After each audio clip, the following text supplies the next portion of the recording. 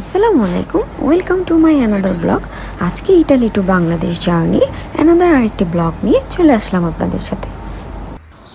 Good morning.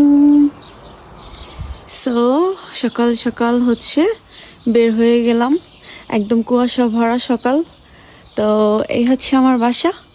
তো tata bye bye দিয়ে চলে যাচ্ছি নিজের দেশে, নিজের বাড়িতে। আরেকজন ব্রেকফাস্ট शॉर्टकट लास्ट चाय बांग्लादेश जाने से पहले।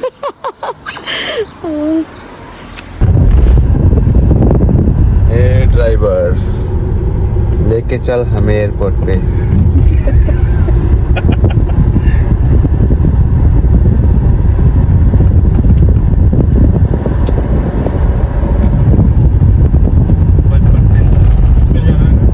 যেহেতু রাতে ঘুমাতে পারিনি অ্যান্ড এই কয়েকদিন খুব শপিং টপিং সব কিছু নিয়ে খুব ব্যস্ত ছিলাম। তো কয়েকদিন যাবতীয় আমার প্রচণ্ড মাথা ব্যথা ধরেছিল, যার কারণে আমি পুরো রাস্তায় ঘুমাইতে ঘুমাইতে আসছি, নিজেও জানি না। সো দেখতে দেখতেই দেখলাম চোখ খুলে আমি এয়ারপোর্ট চলে আসছি, রোম এয়ারপোর্টে। সো এই তো টার্মিনাল 1, আমরা আই থিঙ্ক টার্মিনাল 2-তে যাবো। অ্যান্ড এয়ারপোর্টটা আমি হালকা যতটুকু পারলাম তোমাদের সাথে ভিডিও করে শেয়ার করার চেষ্টা করেছি। टर्मिनल 1 पे 3 में होता है पर आंसर मैक्सिमम तो मैं तो अभी कभी वही सॉरी मैंने अभी भी इधर घूमा था, लेकिन इधर से गया नहीं मैंने कभी भी। तो अभी चले जाते हैं।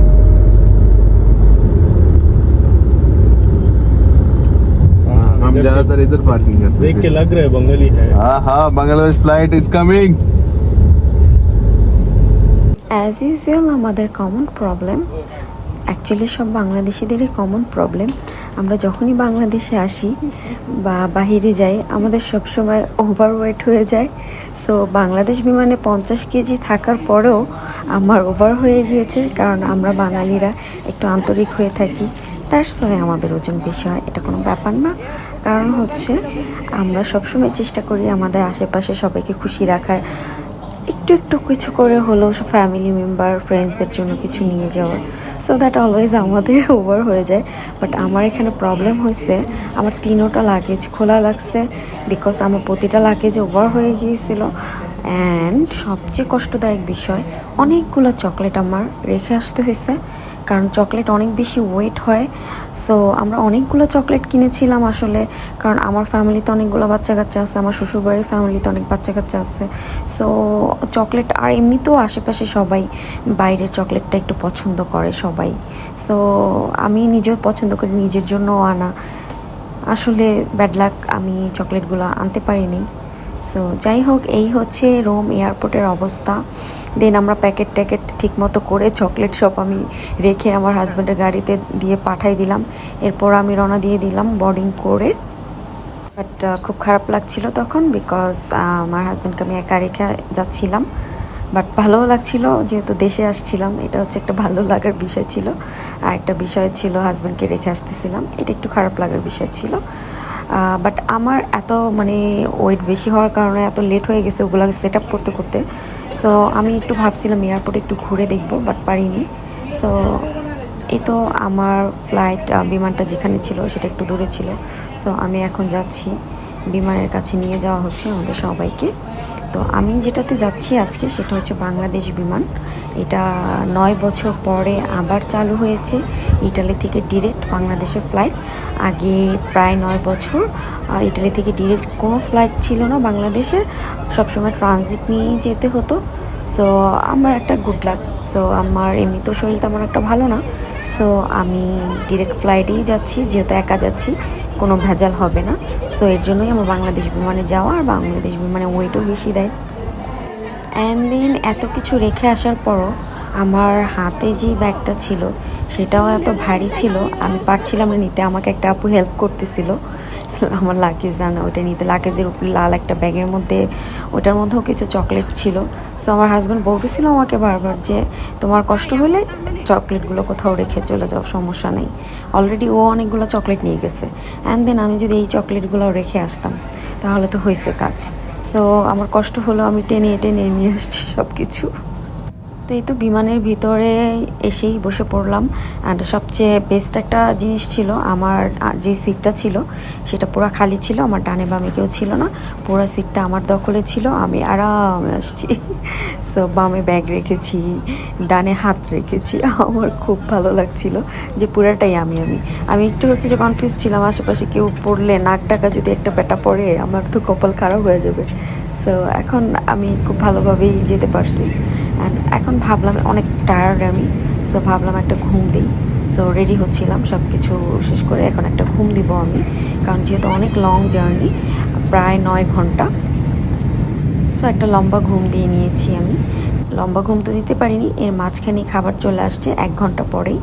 সো চলো দেখি বাংলাদেশ বিমানে কী খাবার দেয়। সো এই তো পানি, সালাদ অ্যান্ড হচ্ছে ব্রেড অ্যান্ড সুইট একটা ডিজার্ট আছে অ্যান্ড বাটার, এইটা হচ্ছে একটা রাইস। চলো দেখি কি রাইস দিছে। আর এইটা ছিল হচ্ছে যে ডেজার্টটা।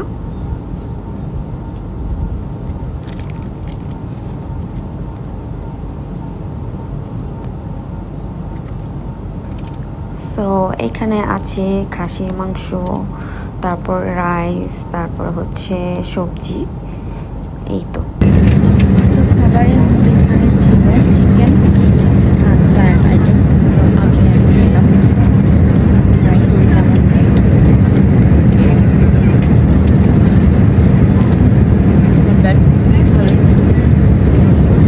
আর সাথে ভেজিটেবল আছে, মটরশুঁটি, গাজর, আলু।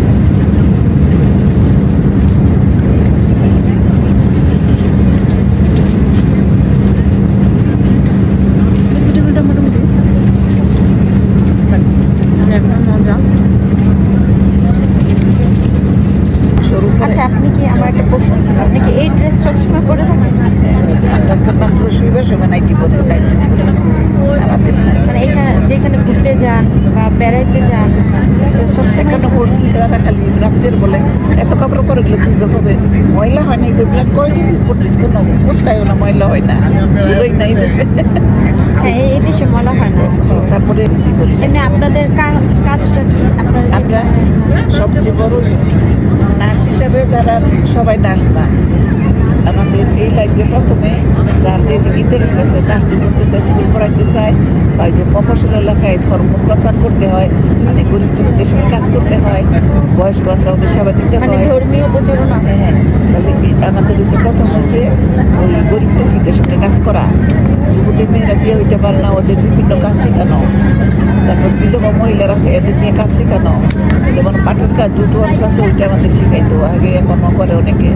তারপরে হাতের কাজ, সেলাই সেন্টার আছে, সেলাই করে, সেলাই করে করে বিদেশে যাত্রায় দেয়। মানে এই ড্রেস পরে যারা চার্চে থাকে তারা মানে কি করে, এখানে কি করে? এই যে বলতেছি, আমাদের প্রার্থনালয় সবচেয়ে বড় প্রার্থনালয়, পাশাপাশি স্কুল করেন আমাদের, স্কুলের শিক্ষা দেওয়া, গরিব দুঃখীদের সঙ্গে কাজ করা, এই ঝরে পড়া বাচ্চাদের ওদের দেখাশোনা করা, সেবা করা, এই 4টা কাজের মধ্যে।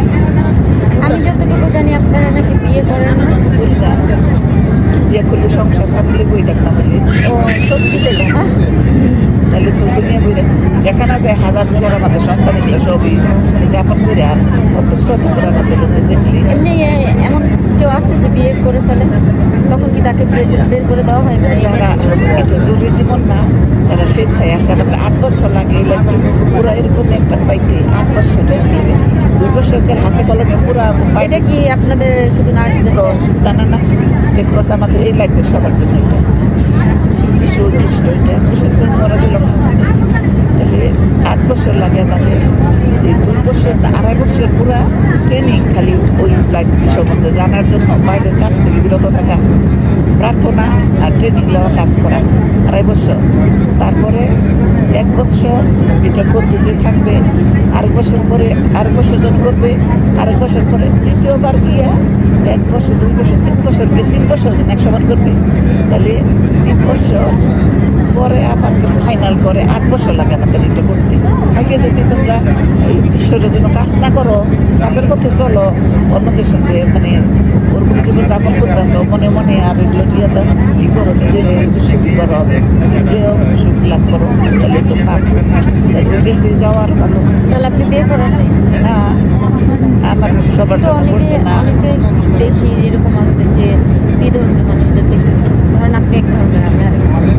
তো মানে দেখতে পারবে না কথা বলবে না, এরকম অনেক আছে। না, না, আমাদের আমরা কোনো চাকরি বাকরি আমরা তো গ্রামে যাই কমর্শিয়াল করে জানেন আমি চা বাগানে কাজ করছি সিলেটে ওখান থেকে এখন আসছি গাজীপুর চা বাগানে সিলেটে কাজ করছি যাইতে আসছি অনেক খরচ হয় কিন্তু যে উপাসনার জন্য প্রার্থনার জন্য ভীষণ ফাদার আছে ওরা বিয়ে করে না তারা গাড়ি নিয়ে যায় যখন তাদের নিয়ে যেতে হবে তাহলে চা বাগানে চারা খালি ডাল আর আলুর ভর্তা খেয়ে থাকে মাত্র ওরা 120 টাকা পাই তারপরে তারা স্ট্রাইক করে গত বছর 20 দিন চা বাগান বন্ধ ছিল 20 দিন সপ্তাহ তাহলে চা বন্ধ থাকলে সারা মানুষ পরে 170 টাকা করছে ওদের মাত্র দিনে তাহলে এমনি রোজ কামলা 500 টাকা 700 টাকা আর চা বাগান সারাদিন চা পাতা তুলে সকাল আসে কি একটু নিয়ে দুপুরে ওইটাই খায় 4টার সময় আপনার এমনি ভালো লাগে এই লাইফ?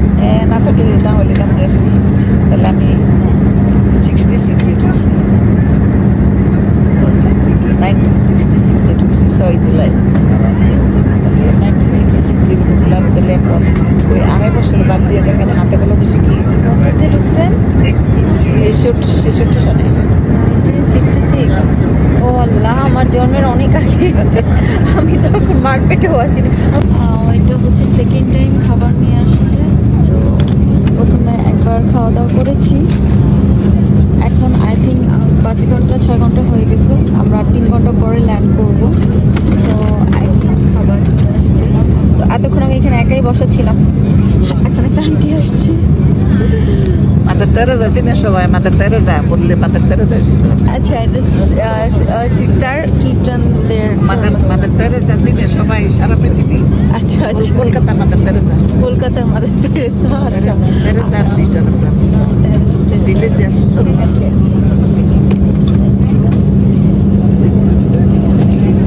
তো এটা হচ্ছে বাংলাদেশ বিমানে করে আমি যাচ্ছি।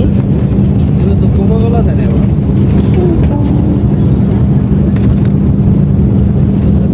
Same food I think.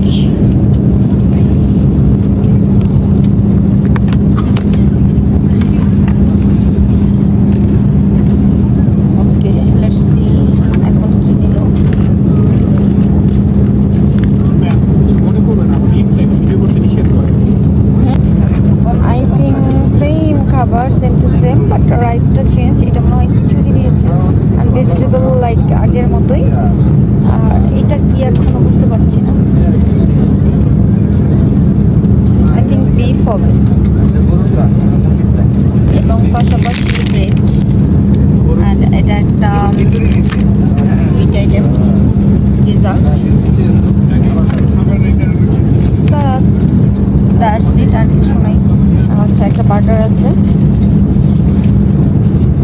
পানি। তো সিস্টারের সাথে খাবার এক্সচেঞ্জ করে ফেলেছি, তো আমি এটা নিয়েছি। দেখো আমার ছবি দেখাও আমার খাবার হচ্ছে সিস্টার্সকে দিয়ে দিয়েছি। তো স্যাক্রিফাইস করলো, বিকজ আমার ওটা খাইতে ইচ্ছে করছিল না। তো আমার খাবারটা উনি নিয়েছে। আর এটাতে আই থিঙ্ক চিকেন আর কিছু এগ।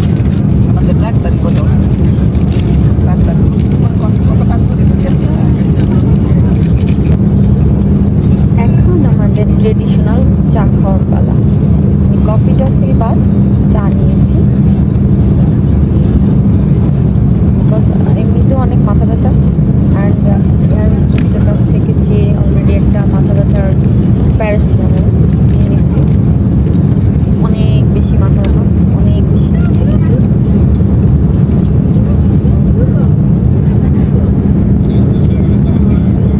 আপনি কি নিয়েছেন? কপি নিয়েছি কপি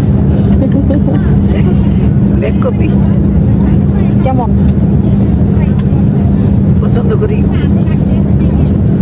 প্রায় ব্ল্যাক টি কপি খাই সুগার স্যার আমি তো ডাবল সুগার নিচ্ছি। তো সুগার সুগার তোমার দরকার আছে তো খাও না রুটিটা খাও নাকি ভালো লাগে না। ভালো লাগে না হইলে হবে তুমি মনটা যাবে না এটা আছে হ্যাঁ,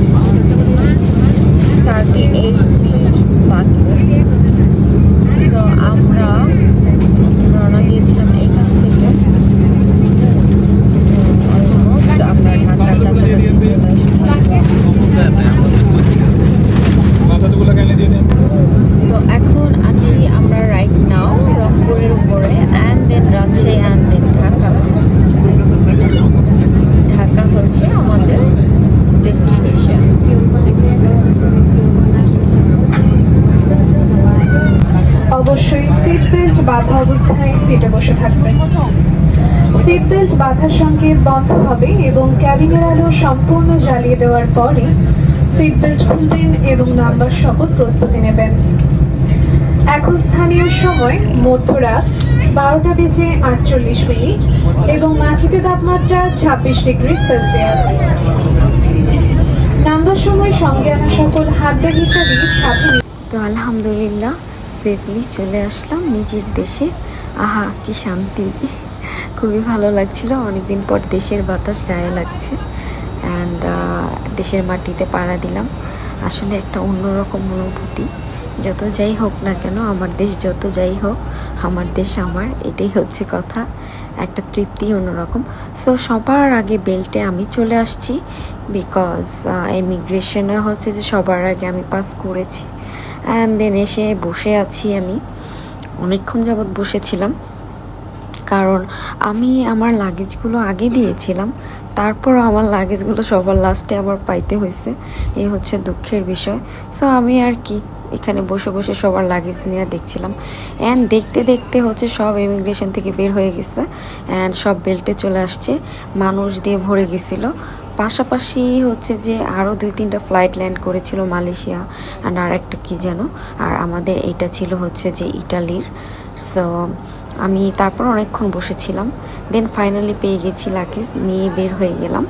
অ্যান্ড এই তো আমার টুনটুন বাচ্চা, টুনটুন চলে আসছে অ্যান্ড সাথে হচ্ছে আমার ভাসুর আসছে। এটা হচ্ছে আমার ভাসুর অ্যান্ড আমার বড় আপু আসছে।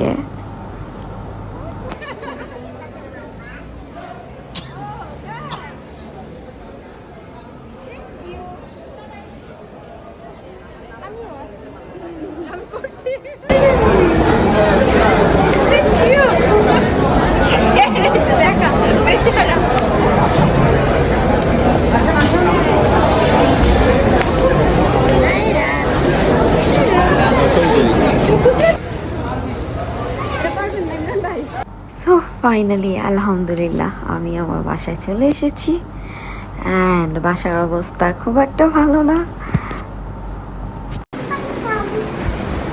এটা কি চলে আসছি, ঘর দুয়ারের অবস্থা খারাপ। 7 মাস না 8 মাস ছিলাম না, 8 মাস, 7 মাসের বেশি হবে। শান্তি, নিজের দেশ, নিজের বাসা। আমার ব্লগ আজকের মতো এখানেই শেষ। থ্যাংক ইউ সো মাচ, আল্লাহ হাফিজ সবাইকে। এই ছিল আমার রোম টু ঢাকা জার্নি।